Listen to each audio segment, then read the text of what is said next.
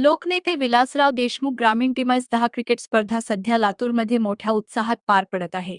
या स्पर्धेच्या इतिहासात पहिल्यांदाच मुलींच्या संघांचा समावेश करण्यात आला असून रविवारी 24 मे झालेल्या रोमांचक सामन्यात वुमेन्स लातूर सिटी किंग्ज संघाने वुमेन्स लातूर इंडियन्सचा पराभव करत दणदणीत विजय मिळवला.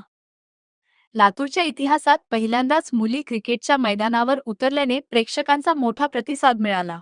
या सामन्याला माजी आमदार तथा लातूर जिल्हा मध्यवर्ती सहकारी बँकेचे अध्यक्ष धीरज विलासराव देशमुख, त्यांच्या पत्नी सौ. दीपशिखा देशमुख वंश आणि दिव्याना देशमुख यांनी प्रत्यक्ष मैदानात उपस्थित राहून खेळाडू मुलींची भेट घेतली व त्यांचा उत्साह वाढवला.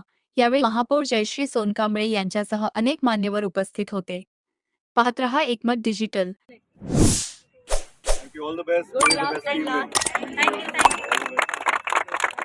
पुढच्या वर्षी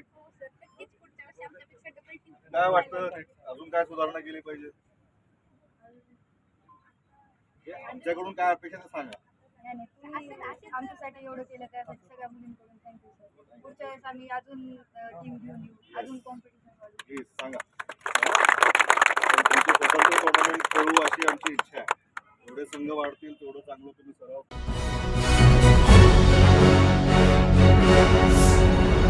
Thanks for watching Ekmat Digital.